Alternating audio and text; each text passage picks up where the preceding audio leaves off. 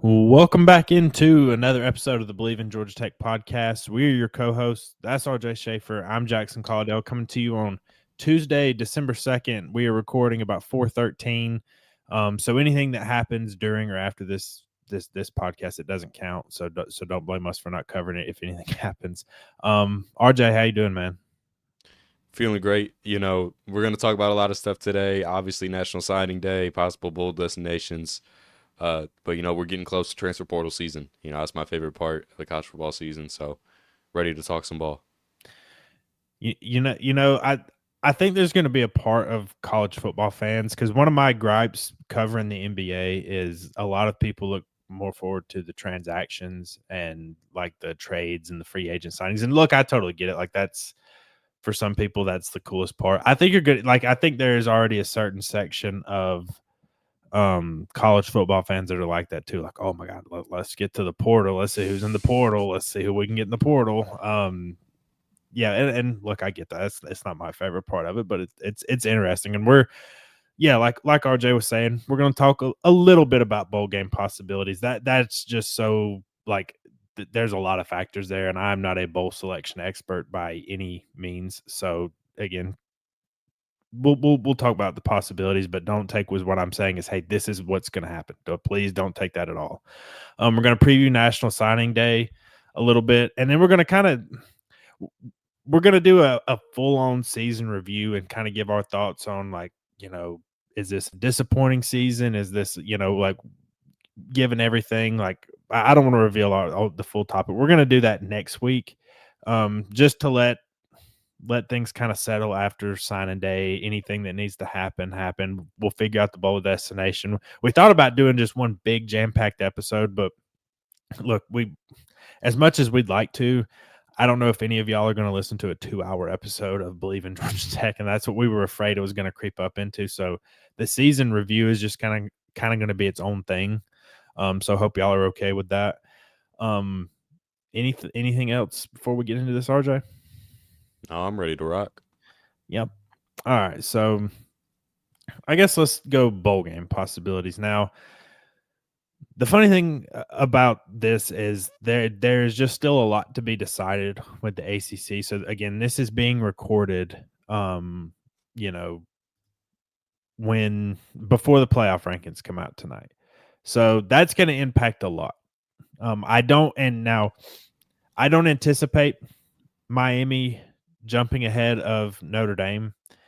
If they do and they are in and BYU doesn't beat Texas Tech on Sunday, there's still a slim chance that the ACC gets two teams in. For as much as it's been ridiculed and all that stuff, like if Miami could somehow jump Notre Dame and then Virginia beats Duke, now I don't know where I stand on the whole Duke because that's one thing we should mention. So like, the tiebreakers didn't go Georgia Tech's way at all.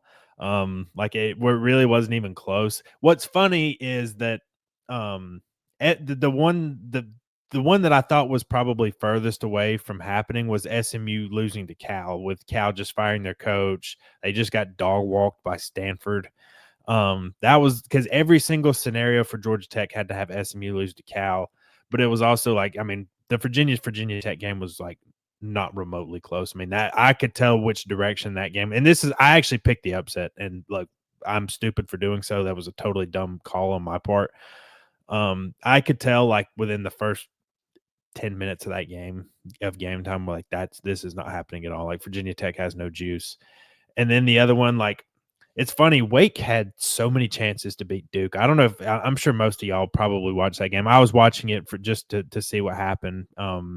But yeah, I mean, like Wake turned it over like 3 or 4 times, a few times in Duke territory, and they just couldn't get stops when they needed to. I was kind of surprised at just how well Duke moved the ball. But I know I'm kind of hijacking the conversation, but just in the grand scheme of things, so we did end up with a Duke Virginia ACC title. I'm sure you've heard.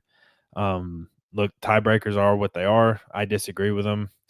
Let me ask you this, RJ. I think because of how big the conferences are, and I think there's a couple of G5 conferences that do this. To me, obviously, I think head to head should always take precedent in anything.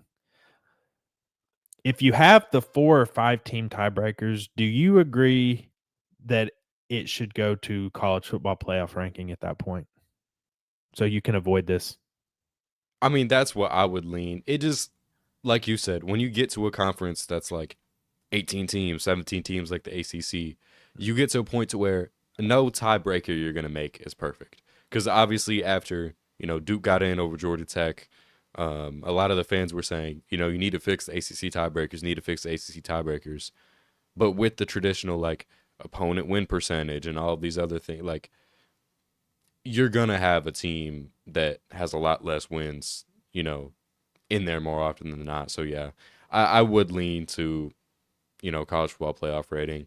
It's so hard when you have 4+ teams in a tiebreaker. I mean, it's really, or if you want to keep with, the ACC, the analytics that they use, why not do the Sports Source analytics? Why not have that pick, the team if you have 4 or 5 teams tied at the same losses? I think there's a lot of ways you could go with it. Yeah, and I think the Mountain West, like I know they were using stuff like SP Plus. They were using all these different excuse me. All these different analytical things that ended up putting UNLV and Boise State in the conference title game. And I watched a lot of college football, but I haven't really kept up with the Mountain West race this year. But were you gonna say something? Yeah, fire up the BCS computer. Yeah, because we would all love for that to be back. Um, yeah, so it's just so funny. You have like, it's not just the 5 losses by Duke. So it was a 5-way tie between Duke, Georgia Tech, Miami, SMU, and Pitt, I believe, right? And Duke played one of those teams and lost to them. And Mm-hmm. they didn't play Miami, they didn't play Pitt, they didn't play SMU, and they didn't play who's the other team I'm forgetting. Somebody. But it's because a lot of those teams didn't play. Like Virginia only played Duke out of like that whole bunch. Like they didn't play Miami, they didn't play Georgia Tech, they didn't play SMU, they didn't play Pitt. Miami didn't play Georgia Tech or Virginia.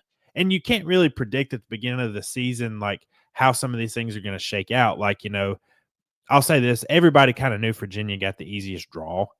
And that's one of my biggest problems with some of the playoff stuff as a whole is just a lot of people like to argue, well, they don't play anybody, well, this and that. Well, it's just because the conferences are so damn big now. It's just you're not going to face all the best. Like every best team is not going to face all the best teams. It's just not going to happen now with all this. And even yes, you're moving to a 9-game conference schedule, but you're still going to miss out. Like it is what it is. I'm not going to sit here and I'm like, if people are watching this thinking I'm trying to say Georgia Tech should be in it, that is not it at all. Georgia Tech had their chance and they blew it. They had their Mm-hmm. chance and they didn't win, and that's on them at the end of the day.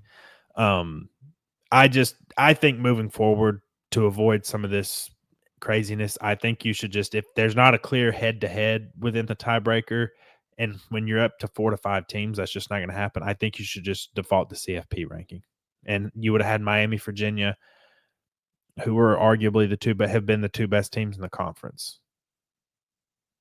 Yeah, and I think that's the best way to go about it. And, the other thing that I've seen, fans kind of spin around there. Obviously, I'm not suggesting this at all. I know there's an uneven amount of teams in the conference, so it wouldn't even, work out fully. But why not bring back divisions? Well, my counter to that was there were so many there from maybe like 2012 to like 2020, like before Clemson kind of started falling off. Is there were so many years in the ACC where, and not every year, because say like 2014, for example, when Georgia Tech last played in there, like Georgia Tech and Florida State were the 2 best teams in the ACC by quite a bit. Like Clemson was pretty good that year, but I mean Georgia Tech walked them that year. Like just killed them. So there were just several times when it felt like Florida State and Clemson were the 2 best teams in the conference, and they didn't play and in the conference title. So like I get some of the bring back divisions things because it's frustrating and it's an easy solution. But I also think like I was always a fan of no divisions because they were a lot of the times they were just so uneven. Like the Big Ten was the biggest culprit of that for years. I mean, the Big Ten East And this, especially when Michigan State was good under Mark D'Antonio, you had Ohio State, Michigan State, and Penn State all in the same division. And then like the Big Ten West, some of those Wisconsin teams were good. Some of the Iowa teams were good. I'm not taking away from them, but like they would get to the Big Ten title and lose. I mean, Ohio State won it in 2014, Michigan State won it in 2015, then Penn State won it in 2016, and then Ohio State won it the next 3 years. Like the Big Ten West just didn't win those games. Yeah, and I think the thing is, with the ACC, like I think Duke will probably have a competitive game against Virginia, but if it gets to the conversation where they get dog walked in that game, like something needs to change. Whatever the solution is, I bet owners are going to think a lot different things than fans are going to think a lot different things than coaches, but I think there does have to be some type of change because you're a Power Four conference with a 7-5 team in your conference championship, and you're at the point to where you might not even get a bid in the college football playoff. Yep. Yeah, so we kind of got derailed there a little. And here's the thing, like these two teams played just like 3 weeks ago. I think it was the same Yeah, weekend Tech played Boston College, I think was when this game happened. And Virginia was up 31-3 going to the fourth. And Duke got a couple of garbage time touchdowns. Like it was a stomping. Like Duke got beat down.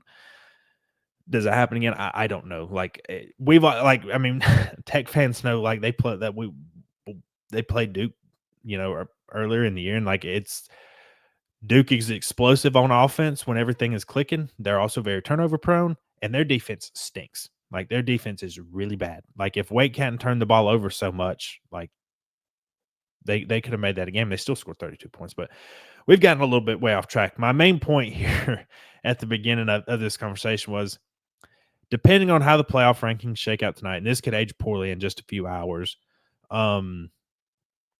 If Miami were to jump Notre Dame and then obviously BYU loses and Miami get in the playoff and then Virginia wins, like Virginia is an absolute lock, obviously, if they win. I don't know if Duke gets in or not. I kind of have this belief that I'll believe the committee puts two G5 teams in when I see it. I just think that would, especially if Miami is not above Notre Dame and they're not going to get in, like are they really going to put no ACC team in? I don't know. I truthfully, I just hope Virginia wins for the ACC's sake, so we can avoid that. And I think Virginia's a good team. I don't think they're going to win a playoff game, but I think they're a good team. And then but if there are two spots taken up in the playoff, obviously that's two less teams that you have to worry about, two fewer. I guess proper English, but the weird scenario would be if Duke wins and the ACC is completely left out because now that's Virginia is going to a normal bowl game and Miami is going to a normal bowl game. And that adds on top of it. You already have a lot of teams with similar records. You would add those two to Georgia Tech, to SMU, to Pitt, all that stuff. And then for just a few bowl spots, I can tell you there's a wide range of possibilities. I think the Pop-Tarts Bowl is certainly one I would keep an eye on. I can tell you as somebody that has covered every single Georgia Tech game this season with the exception of one, every home game I've seen Pop-Tarts Bowl executives there. I don't know what that means. I'm not a bowl expert, but they're there. The Gator Bowl in Jacksonville, I would certainly think is a possibility. The Duke's Mayo Bowl in Charlotte, I think I don't ever want to like speak for all the fans or anything like that, but I feel like that would be one where Tech fans would be pretty pleased because it's just such a short trip. I mean, would you agree with that? yeah. I think any bowl game where you can reasonably travel is probably going to be a big one. Um, but I've seen Georgia Tech projected. Like we were talking before the podcast, we were talking about CBS Sports projecting Georgia Tech to go to the Pinstripe Bowl. And I think that's more of, again, I am by no means a bowl expert. There's a lot of people a lot smarter than me that make those decisions. But I think that's more of like a chaos scenario. Like if Duke does end up winning the ACC and you have all of those teams, pushed into the bowl area, that's where I might see, Georgia Tech going into the Pinstripe Bowl, playing in one of those. I guess you could say lower quality bowl games, but they're all ACC bids, so equal quality, but that one would I think that's the farthest away um, bowl that I've seen Georgia Tech projected to. Yeah, I mean that one's thrown in there. I don't know if the Fenway Bowl is up there. Like that it's kind of in the same vein as the Pinstripe Bowl. I've also like the two ones that were popular before the Georgia game was the Holiday Bowl and the Sun Bowl. Yeah. Because I know there was a ton of projections nationally from like ESPN to the Athletic to our guys at Sports Illustrated. Like they had Georgia Tech in the Holiday Bowl. Again, I don't. It's all the way out in San Diego. Like that's a long way, but that's a possibility. And that's quite literally the last bowl game before the college football playoff semifinals. Like it's January 2nd. Like it's after the quarterfinals. Like it's like the last bowl game that's not a playoff game. Obviously, Tech fans familiar with the Sun Bowl, beat USC there 2012. That's a possibility. Like, who doesn't want to spend New Year's Eve in El Paso? I've actually never been. Like, I wouldn't mind it if it's in El Paso. I've never gotten to cover a game out there. Like, that'd be pretty cool. Um, but yeah, there's just a wide range of possibilities as far as the bowl game goes now. So if it's the Holiday Bowl, I'm just trying to think of like potential opponent stuff. So I'll have to double check this, but I think the Holiday Bowl is because I think the old Pac 12 teams still have a contract with some of those bowl games, if I'm not mistaken. Because all the ones I've seen projected there was like Washington, Arizona State. Obviously, those two were in the Pac 12 before leaving for the Big 10 and the Big 12. So, like, I think it has to be one of those schools, and I would anticipate it being one of them.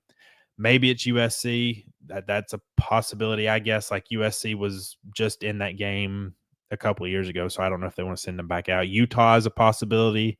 I know they're in the top 15, but like they don't have a chance to get in the college football playoff. That would be very interesting because Utah is a pretty dang good team. If you go to the Pop Tarts Bowl, you're going to be playing somebody from the Big 12. Could be BYU, assuming they lose on Saturday. It could be Houston. It could be Arizona. Arizona State's another one I've seen thrown around in there, which would also be very interesting, given that Jeff Sims is the starter over there now. Like that would be kind of you would hear that talked about. You would get so annoyed if they end up playing in Arizona State, and you're going to hear that the lead up to the game, and you're going to hear it all during the game about how, hey, do you remember that Jeff Sims used to play at Georgia Tech? No, I had no idea.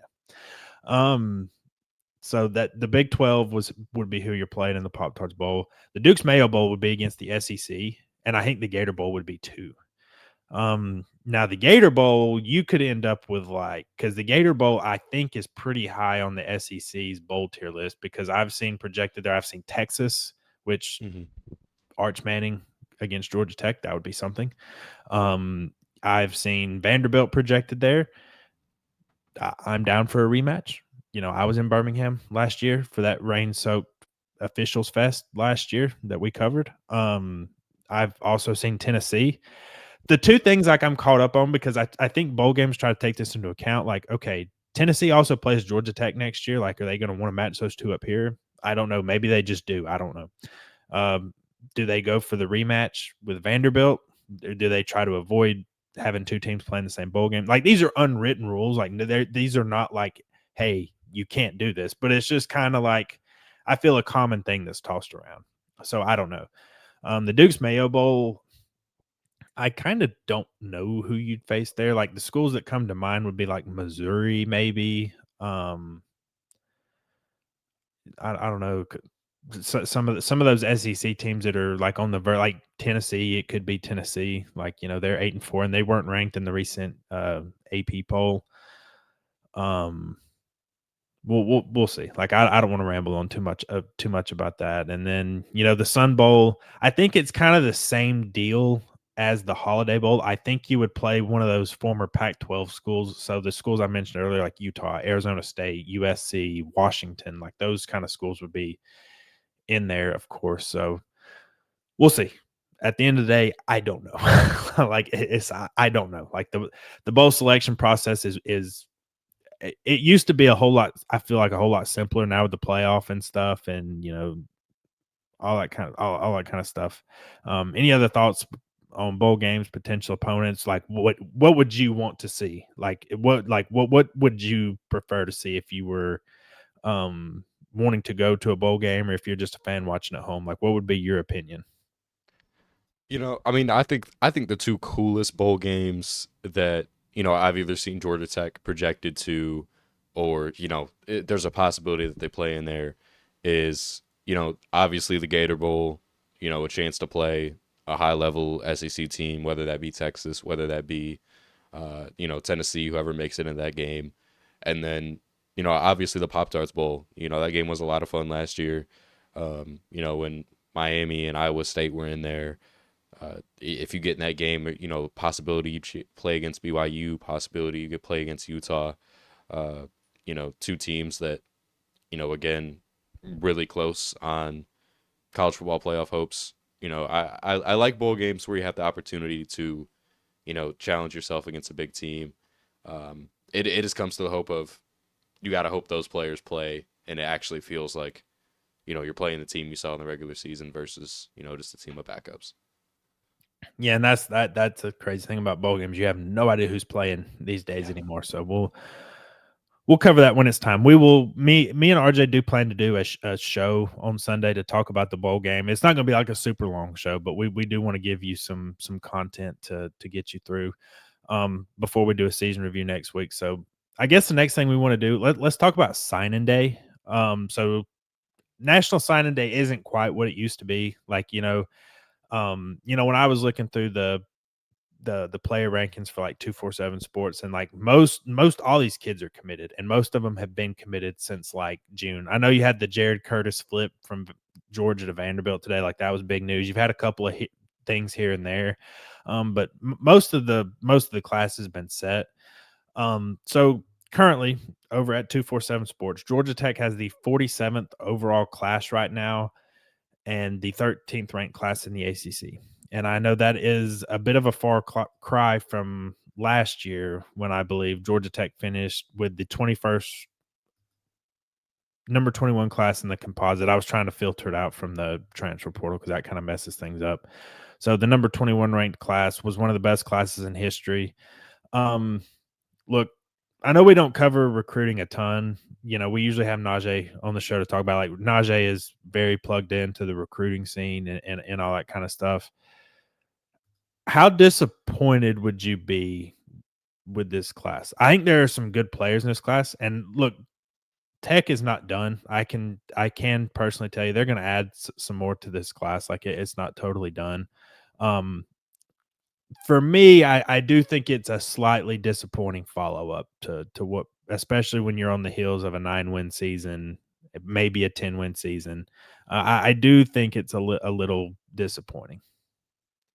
And I mean, it definitely is, especially when you consider the classes that you had in 2024 and 2025. Like in 2024, 33rd in the composite on 247. Last year, 21st in the composite. And, that's before this year. That's before uh, you had the really big season that you had, 9-3 season, best season under Brent Key.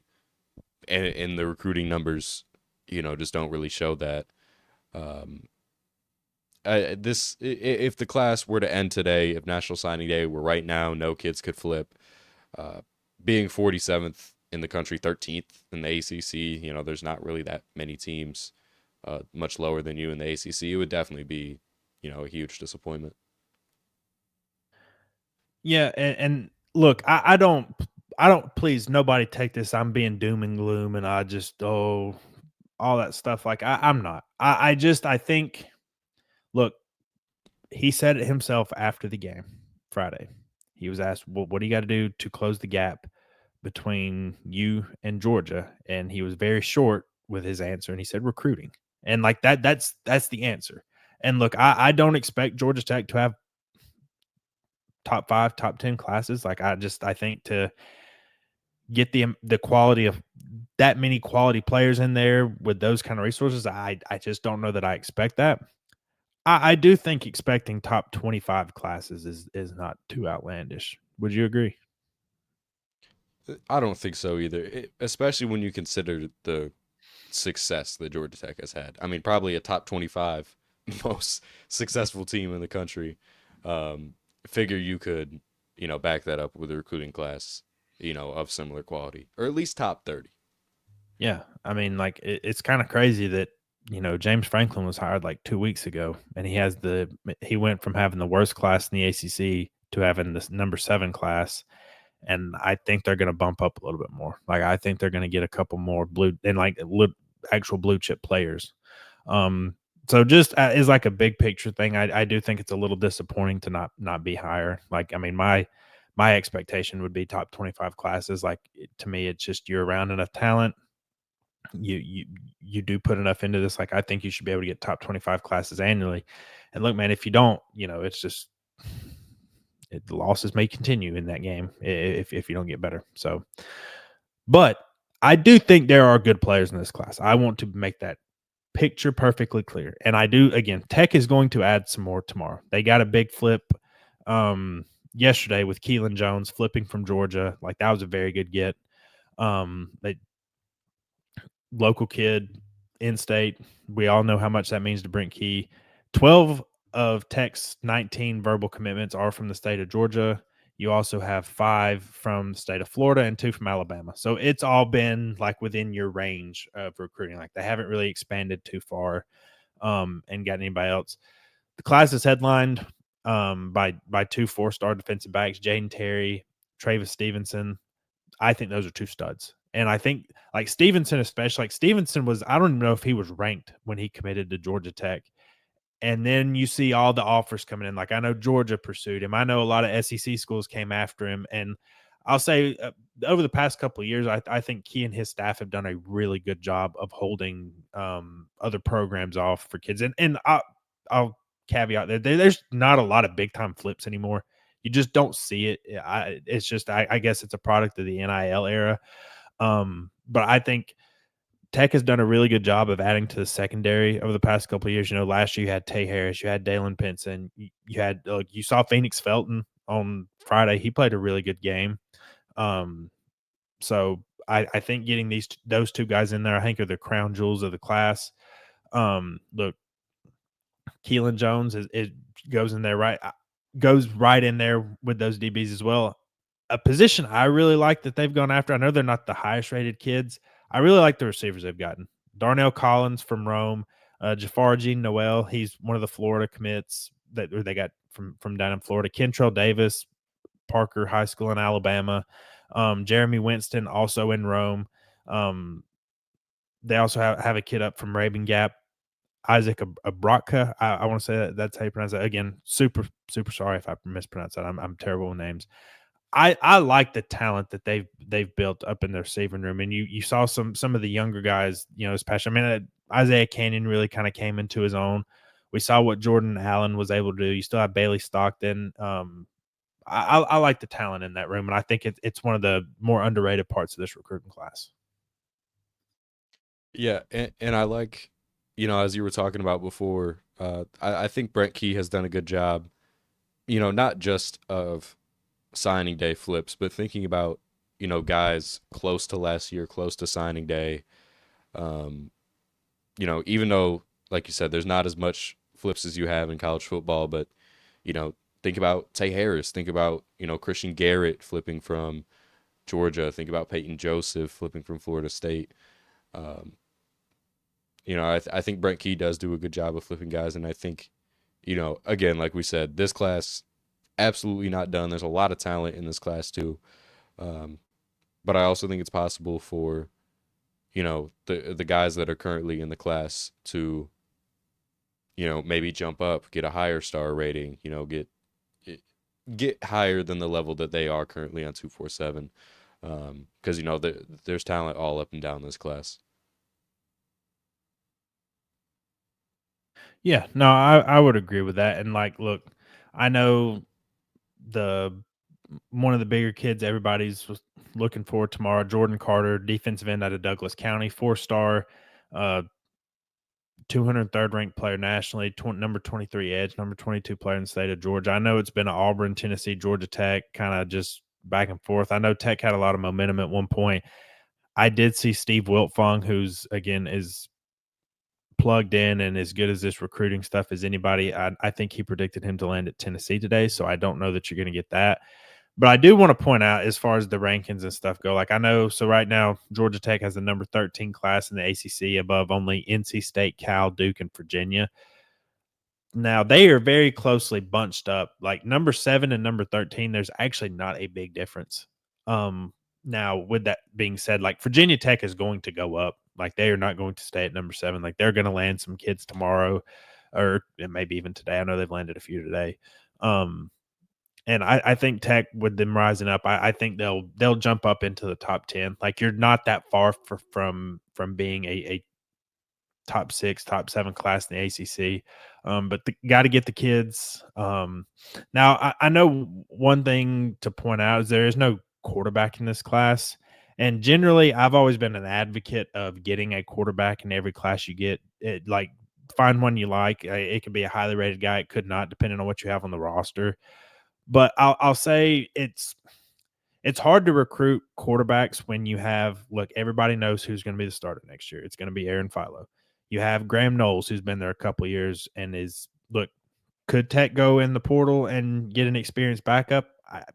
Possibly. Like I'll never say never. But Graham's been there a couple of years, and I know like they talked a lot in the spring and even in heading into fall camp, like they really like his talent. And like, now you're one play away from having to actually play games, but like I would expect him to be that backup next year. You have Grady Adamson, who we talked about a ton leading up to signing day last year. He was one of the more underrated QBs of the cycle. He kind of got a lot of steam late, stuck with Georgia Tech. You have 3 QBs there, so you're not an appealing spot for any quarterback recruits. Yeah, and I think a lot of recruits. I mean, it's fairly obvious. Like you've seen Philo, you know the type of level that Philo can be. Um, it's pretty obvious that he's going to be the guy. But like we talk about transfer portal, I think there will be a QB addition at some point. It's just a matter of whether it's going to be this cycle or it's going to be the transfer portal cycle or next year's high school recruiting. Um, but it's going to happen at some point. Yeah, for sure. Um, Anything else as far as signing day goes? Again, like don't expect just massive big fireworks, but I could see 2 or 3 kids coming into the class. Obviously, the Jordan Carter decision we'll all watch. Um, Anything else you got on signing day? That's all I got. Man, I miss signing day being what it used to be, like when I was growing up like that. That's a pet peeve of mine about college football now. So we'll wrap up here and kind of go through a little roster look ahead. I think with signing day, that was kind of something. And look, obviously, I want to preface this by saying for anybody listening out there, this is before nobody from Georgia Tech has announced their intentions to go to the transfer portal. So anybody we talk about here, if they jump the portal, like sorry, like it. Also, like anybody we're talking about here, like I'm not at all saying anybody's going to jump the transfer portal. Like every team has transfers in and out every years, but this is just kind of, hey, here's some seniors you're losing. Is this a position that they could target in the portal? Like that kind of thing. Like that's what we're doing here. We'll just have to wait and see on that. The portal doesn't officially open until January. It's a shorter window. You don't have 2 windows anymore. You don't have like I think last year it opened around this time? Like it was right Mm-hmm. after the season ended and you had a bunch of movement in. And then you had obviously a spring window. Like now you have one window from January 2nd to I believe January 16th. And then I think anybody playing in the national championship game has like 5 days or so after. Um so let's start with quarterback because I think that's just the easiest one. We kind of just talked about it. Obviously, Haynes King is gone. He's one of the greatest Georgia Tech players of all time, one of the greatest Georgia Tech quarterbacks of all time. Just he set a number of records, was a dynamic dual threat that we all remember where the program was just 4 or 5 years ago. Haynes coming in and you're about your 3rd straight winning season, 3rd straight bowl game. Look, program still has a little ways to go to get, into ACC contention. Wasn't able to beat Georgia, although, every time he played against Georgia, it was close. Like they only lost by 1 score every time. Look, I mean, there's so much you could say about Haynes King and what he meant to the program. I think we all love Aaron Philo and his talent, but I do think there's some intangibles with Haynes as far as the leadership and just obviously I think he's a better runner than Philo. Like I don't think you could love Aaron Philo and think he's the future number one pick of the draft, and you're going to say he's not a better runner than Haynes King. Yeah, and I think this probably goes without saying, but the offense is going to have to change uh, a lot. I was going to say a little bit, but it's going to change a lot. Under Aaron Philo, he's just a totally different type of guy. But I think he is a level of quarterback to where he could be a better passer than Haynes King. He could be a lot of things. I think he's shown a lot. But Haynes King, obviously, I think sometimes as fans you take players for granted. Just being in the moment with the team that you have. But obviously, Haynes King, one of the best Georgia Tech quarterbacks ever. Um, Meant so much to this program, meant so much to Brent Key, and now you lose out on him. But you have the opportunity to follow that up and have two very good quarterbacks back to back. Yep, absolutely. And again, I do not think at all. I don't think they're going to take a quarterback because I think when you're going the route of, hey, we just want you to come be the backup, I think that really limits like what you can get in the portal. And I'm not like trying to trash anybody or any players or anything, but it's like I don't know that you're gonna like. I think they like Graham Knowles. They like Graham Knowles when they signed him. He sat behind there 2 years. As long as he wants to continue being at Georgia Tech, I think you have your three quarterbacks next year. Would you agree? Yeah, I think you do too. I mean, unless Graham Knowles wants to hop in the portal with his 1 of 1 for 84 yards and a touchdown, I think some teams would like that. Hey, we said it. We said it after was that the Gardner Webb or was that the Temple game? I think it was Gardner Webb, I think. Because I was so excited to go on PFF the next day and see Graham Knowles grade, and it was like I don't know how it was like a 65, and he literally threw one pass and it was a touchdown. Like, hey, do better, PFF. Um, yeah, I don't want to speculate about any kid entering the portal, but that would be the only situation where you're like, hey, we need to go do something. Running back, you're losing a couple guys to graduation. Obviously, Jamal Haynes had a really nice 3-year run here. Daylon Gordon, look, Daylon was awesome. I love talking to Daylon. I love covering Daylon. Like him getting that touchdown run earlier in the season. Late in one of those. Again, I can't remember if it was Gardner Webb or Temple. I'm sorry, guys. That was awesome to see because he bust his tail on special teams. He did a lot of just really good gritty work. So like he deserves to be shouted out. Malachi Hosley, he can return next year. JP Powell can return. Trelane Maddox, Shane Marshall, Chad Alexander. Look, Chad Alexander battled some injuries this year. I know he actually got a little bit of run in the Georgia game, if I'm not mistaken. He carried the ball a couple of times, I thought. Trelane Maddox, obviously, he's also been banged up. Like I really love his talent. 6'2", 225. Like I think he could really do something. Powell and Shane Marshall. Shane Marshall was mostly on special teams this year. He was obviously one of the kick returners. He kind of had that little mistake at the beginning of the Georgia game where he went out at the 3-yard line, and that was what it was. But he was mostly fine. Didn't really see a lot of carries. I know Powell got some run earlier in the year.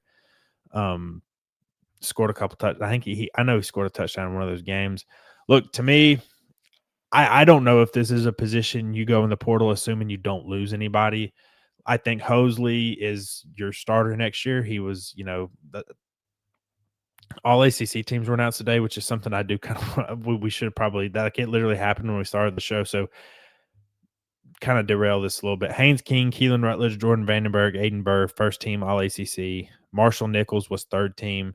And then Malachi Hosley, Malachi Carney, Ethan McKinney, and Kyle Eford were honorable mentions. So, you have an honorable mention at running back with Hosley, who was really solid this year. Like, we talked about him going all the way back to last season or the off season. Look, he had 634 yards on 87 carries, 7.3 yards per carry, 7 touchdowns.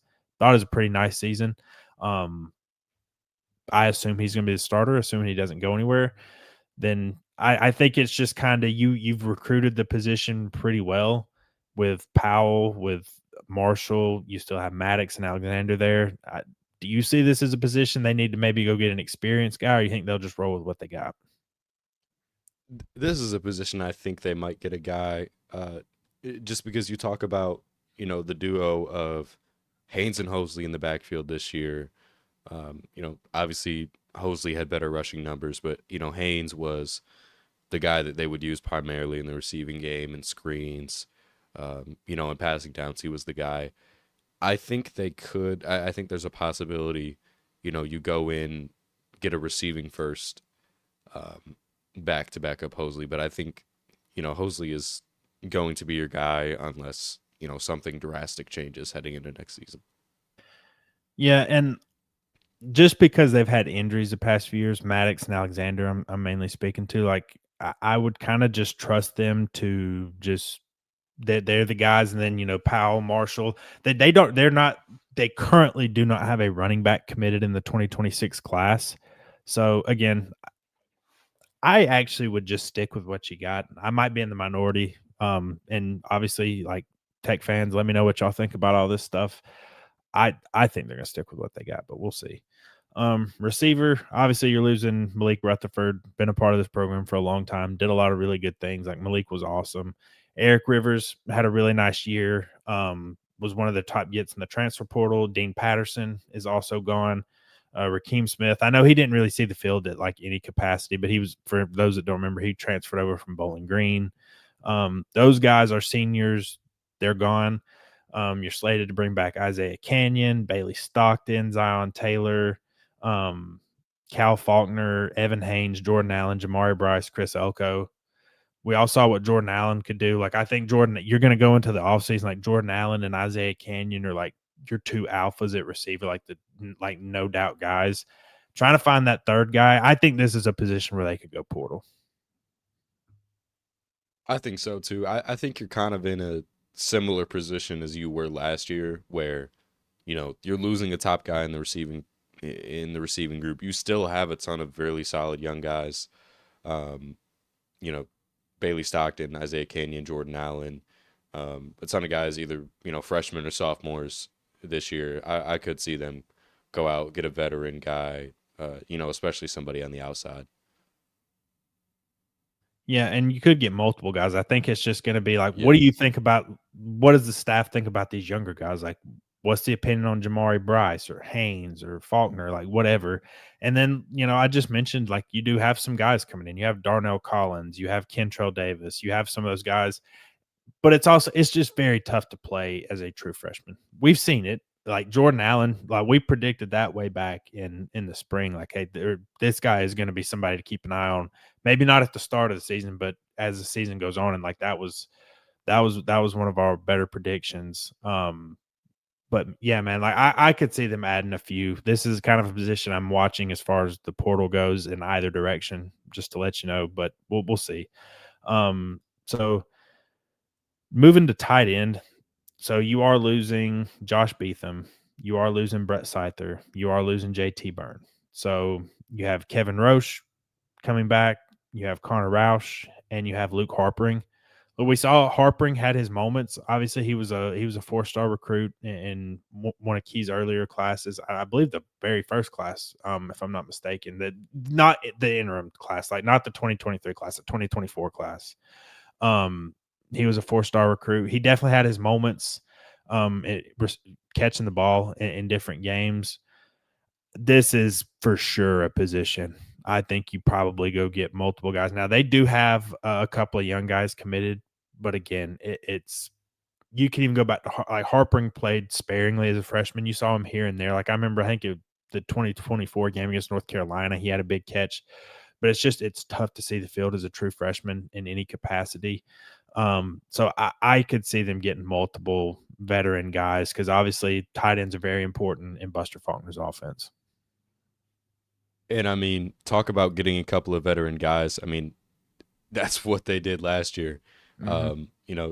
JT Byrne, from Cal, Josh Beetham, in at Michigan, Brett Side from Georgia. Uh, we've kind of seen like this revolving door, of tight ends. go pick up a tight end, that's played a couple of years at another school, and then plug them into that Georgia Tech offense, see how they play, give them their own role. And, it would not shock me to see that same cycle, repeat this year. Yeah, completely agree with that. Offensive line. So you are obviously like Keelan Rutledge has been awesome for the past couple of years. He's been here, first team All ACC, absolutely deserved it. Joe Fusile has been a starter here for the past 3 years. He is obviously going to be gone. Just look. Sorry, I'm getting a little off track here. Yeah, Joe Fusile, Will Reed, who was one of the transfer portal additions. He was from Princeton. He committed to West Virginia, flipped to Georgia Tech late. He provided depth, but he didn't really see much action. So um, Keelan obviously gone. You are going to bring back Ethan McKinney. You are going to bring back Harrison Moore and Tana on the interior. Malachi Carney, he has another year if he wants to come back.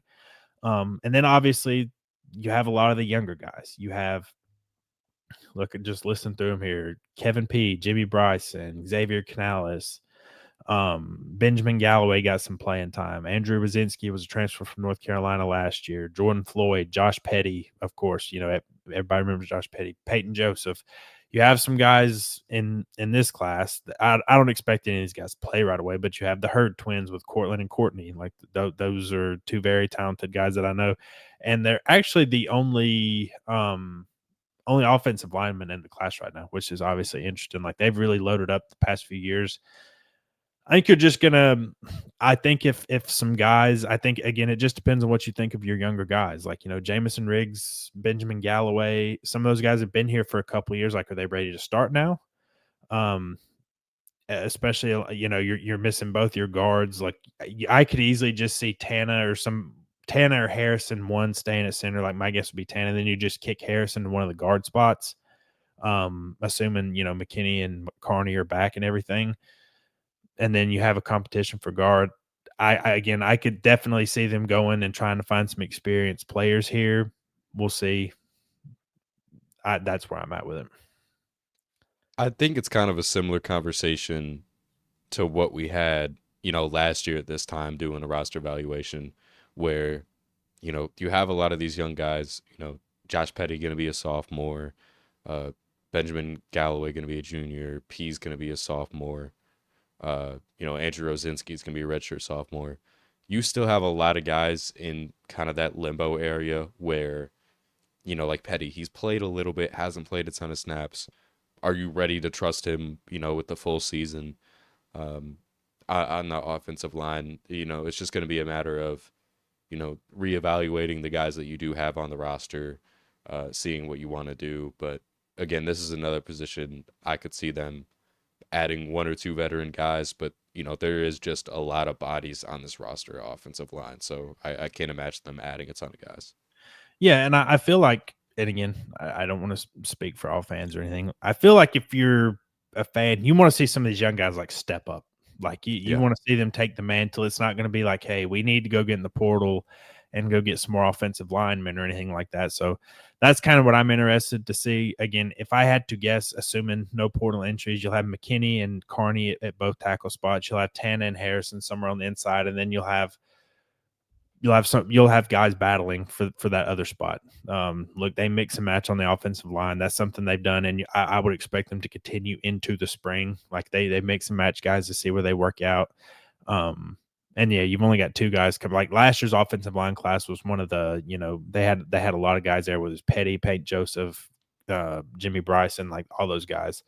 So we'll kind of see how all that battles out and how that translates. So I guess let's go defensive line. This is obviously any defensive position is going to be kind of under the microscope, just given that unit's performance across the whole season. Like I know the last 6 quarters were pretty damn good, which is frustrating, I think, considering the NC State Boston College in the first half of that Pitt game. But it is what it is.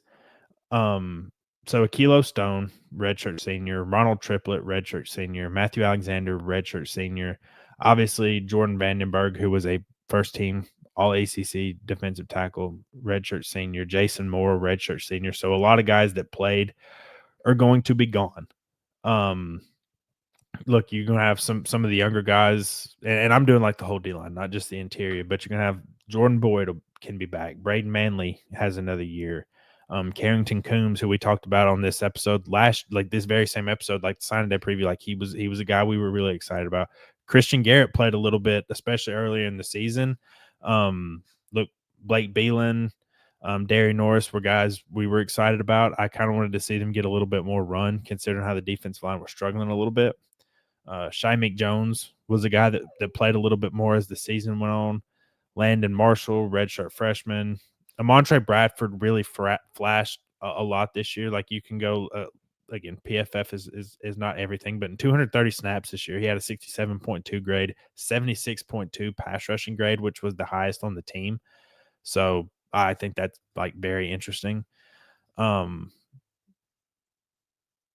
I mean, I they need to find some impact guys here. You either need to hope your young guys can step up and be true impact guys, like they have got to find difference makers up front.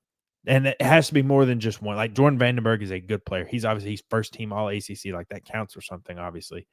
But like we're gonna do this in the season review, but I can just tell you, like I was completely underwhelmed by the entire portal class on defense. I think we both were. Like you just didn't get enough from Hoffler, you didn't get enough from Triplett. You assuming Manley's still here, like you need to see a big jump from him. Now he kind of came on at the end, like he had a sack against Pittsburgh, he had a sack against Georgia. Just didn't make the consistent game to game impact I think we were all thinking he was going to make, and that I certainly predicted. But look, need some of these young guys to step up and look. They have got to go find some difference makers here in the portal, I think. I think, when you talk about positions where you could see the most players coming in for Georgia Tech, I think defensive line is one of them. I think you have to get multiple guys, uh, whether they're going to be starters, whether they're going to be rotational pieces. You need players that are proven at some other place, at a high level, not FCS. Like you need proven P5 players. However much money you have to shell out for these guys, I think it's very much worth it. Um, because you're losing a lot of talent, and like you said, was kind of underwhelmed by the defensive line's performance this year. Yeah, and look, do I expect Georgia Tech to go pull a Texas Tech and just go buy a brand new defensive line and get them to the college football playoff? No, I'm not expecting it. I'm not saying I would like not allow it, but like they you. So I heard somebody explain this, and I forget who it was. So like I'm sorry I can't give you credit. Somebody explained it to me that you can scheme a lot of stuff on offense. You may not have the most talented like 4 and 5 star guys on offense. Like yeah, obviously it helps. Like go watch Ohio State. But you can do a lot of stuff on offense with, lower rated players or lower rated transfer portal players. You can find better gems that way. Defense, it's traits. It's big, strong, fast. Like you have to look.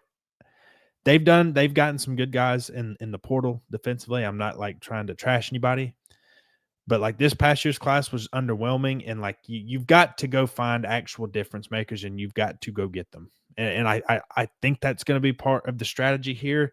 But like you need big, strong, fast, and that's at all positions. So and that just kind of transitions to linebacker. Look, Melvin Jordan, he has another year, he can be back. Cayman Spalding, who I liked him quite a bit near the end of the season. Like I know he was a little bit invisible towards the beginning, but I thought he was not a bad player at all, towards the end, especially blitzing. Like I think he did that like pretty well. Um Tajay Butler, obviously Aaron Gray can be back. Actually, EJ Lightsey has one more year of eligibility. Um, the only guy that doesn't have any more eligibility is Jackson Hamilton, who played a little bit last year, didn't really play this year. Kyle Eford, he has another year. You have some younger guys. Now they've taken a few linebackers in this class. Kamani Morales, who I really like, and like Miami was on him and trying to get him to flip, and he stayed with Georgia Tech. CJ Gamble plays at Carrollton High School, really good, and then obviously Braylon Outlaw, flipped from Tennessee yesterday, really good get for Georgia Tech, I think. Um, Look, you have some numbers here. Like if everybody comes back, I don't know if you're really going to add anybody, but this is a position that just has to be better. Like we talked about it on the Georgia pod, the instant reaction pod. Look, EJ Lightsey was lights out, like no pun intended or alliteration or whatever you want to call it, but like he was awesome in that game. I think he was their highest graded PFF player. He was not good leading up to that game. Like you've got to get more consistency from that entire unit. Um, I don't know. Is this like I think the easy answer is like, yeah, you've got to go get somebody, but like you have some numbers here where like, okay, you're only losing Jackson Hamilton right now. Yeah, and I think, you know, as you talked about, I kind of feel the same way with the defensive line a little bit. Um, but this was another position where you saw them perform really good in the Georgia game, and it was kind of frustrating because, you know, the linebacking core was, again, it wasn't amazing throughout the year. Uh, but I think you do have really, really, really solid building blocks for next year. Like, I do think EJ Lightsey is a really good player. I think Cayman Spalding. I think Taj Butler. I think you have a lot of athletes there. Um, but I wouldn't be shocked if they go get, you know, maybe one portal guy. But this isn't a position where I see them, you know, going to get, you know, a starter middle linebacker, a starter weak side linebacker. Like I just don't see that as a possibility. Yeah. All right, we'll wrap it up with DB here. Well, we'll talk special teams obviously, but like as far as positions on the field, offense, defense. Look, Amari Harvey is going to be gone. Clayton Powell-Lee is going to be gone. Rodney Shelley is going to be gone. Omar Daniels is going to be gone. Jai Gilmore is going to be gone. Um, that's a lot of experience. Now you're going to return some like Daquan White has he can be back. Savion Riley has another year of eligibility. I know he was banged up pretty much all year. See if he's back. Kelvin Hill, the UAB transfer from last year, he was just a sophomore. Troy Stevenson's a guy, obviously, we haven't talked about. He was a 4-star in a couple of signing classes ago. He got hurt in the spring and was out for the whole season. So we haven't really got a chance to see what he has. Zach Toby has another year of eligibility. Dalen Pinson, who was a top 100 recruit last year, we'll see if he can maybe get on the field a little bit. Tay Harris saw the field. Elgin Sessions, John Mitchell, the Penn State transfer, he saw 100+ snaps this year and he graded out fairly decently on PFF. Phoenix Felton was, I kind of felt bad we didn't talk about him enough on the Instant Reaction show Friday. But look, when Clayton Powell got hurt, like he stepped in and was awesome. Like he was really good in that game. And I know it's just one game, but like he was really good against one of the best teams in the country. Like it is what it is. Jaden Barr, he was a true freshman this past year. He has tons of eligibility, obviously. Christian Pritchett has been there a couple of years. So like it's a similar situation a little bit to the D line where you are losing quite a bit of experience. You've recruited the position well. Like I talked about Terry and Stevenson, the two highest rated commits in Georgia Tech's class, according to 247. I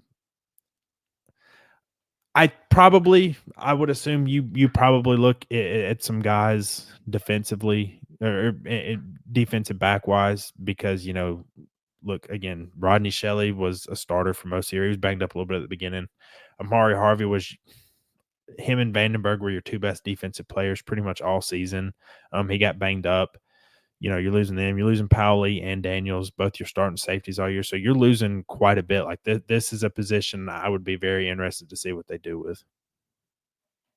Yeah, and it's a position that, you know, in last year's transfer portal cycle, um, you know, we did see a lot of movement with, like, you know, Kelvin Hill came in last year, Daquan White from Eastern Michigan, um, obviously, you know, not transfer portal, but, you know, just true freshman class. Like Tay Harris was awesome. You know, you saw Elgin Sessions a little bit, and obviously Phoenix Felton. You know, I could see them getting some movement here, but you know, you're gonna see a lot of new faces. You know, you're losing a lot of starters in the secondary. Yeah. So we'll wrap up with special teams. Look, Marshall Nichols is gone. I thought he was pretty good, replacing David Shanahan. Aiden Burr has another year of eligibility left. They have, look, Joshua Taylor's a punter on the roster. They have one of their signees tomorrow is a punter. Then obviously they have Landon Schafer. If anything were to happen, if Burr could go pro if he wanted, and there's like a non-zero. I don't think it would happen because it's hard for kickers and punters to get drafted. Like there's a non-zero chance he's drafted. Like it's on the table. But again, like I assume he would be back. I don't think you go get. I mean, if Aiden Burr says he's coming back, I don't like. Maybe you go in the portal for another punter if you don't think either the guys on the roster and the young guys are ready. But like, I don't know. I mean, Joshua Taylor, I think he's seen game action at some point. It wasn't this year. I mean, I think it was 2 years ago in the Ole Miss game. He got one Maybe. punt, but you know, I could see it possible. You go get a transfer portal guy just for a year to hold off. If you don't think those guys are ready, or you just have a old fashioned punter competition, and that's how you decide your guy for next year. Yep. So, kind of in conclusion, look, QB, no. Look, and it's again, I want to preface this by saying this is recorded before anybody has entered the portal. There are going to be guys enter the portal. Every single team has. Ohio State has portal entry players. Georgia's already seen a guy go in the portal. Every team has portal entry. So we're recording this before that. QB, I don't think so. Running back, I think if the right situation, maybe, because it's like I kind of like the depth behind him with Chad, Trelane, JP, and Shane. But it's like Chad and Trelane have also been banged up. So, you may have to get a veteran guy. Receiver, I probably. Tight end, I think you're going to go get somebody. Look, I think Harpering's your guy next year, but I think you need to go get some experienced guys. Offensive line, maybe. I think it just depends on how they feel about the young guys leading up to the portal. Defensive line, absolutely. Absolutely. Linebacker is the one position on defense I don't know, because if you had some guys leave, I'd say yeah, but like if everybody's back, I just don't know if you have the numbers for it. But we'll see. Defensive back, I would say yes. I think it's slightly like offensive line is where I think you hope your young guys step up, but like you have your Tay Harris's, your Phoenix Felton, Dalen Pinson, the two freshmen coming in. If I'm Georgia Tech, I'm going and getting some impact guys in the back end. That's just me. I still believe in all those guys. That's not an indictment of them, but I think you just need some experienced playmakers back there, and like that's a place where I would try to go get like some dudes if you could, like defensive line and defensive back. I think the top 5 positions, I would say like those two, receiver, tight end. And I'll throw linebacker out there just because the whole defense was subpar. Like no position should be safe on defense. Yeah, I mean that's about where I would be. I'd probably throw tight end in at number 1, defensive line, defensive back, and then honestly, whatever way you want to scrape it for the rest of the list. I think those are, top 3. You must get some dudes there. For sure. Well, that's going to wrap up this episode of the Believe in Georgia Tech podcast. RJ, you got anything else, man? I think that's all I got. Look, we're going to have plenty of coverage of National Signing Day. Me and Najee are going to work tirelessly tomorrow to bring you everything over at Georgia Tech on SI. Appreciate anybody that reads and listens. Like y'all are the best Tech fans. Appreciate all the support y'all have shown us. It's another season almost in the books. We still have a bowl game. Like I said, me and RJ will be back Sunday, not for a super long episode, but we do want to talk about bowl game destination, any news between now and then. Like it's more or less the off season. Like again, you still have a bowl game, but this is like you're already seeing players enter the transfer portal. You're seeing a lot of coaching movement everywhere. So we'll see what happens there. Appreciate everybody for tuning in. Again, if you're watching this video, haven't subscribed, hit that subscribe button. We're creeping up. We're not where we want to be yet, but we're getting there. And you guys are the biggest part of that. Like the video, hit that notification bell so you know when new content goes live. Follow us where you get your podcasts, and we will see you next time. Take care.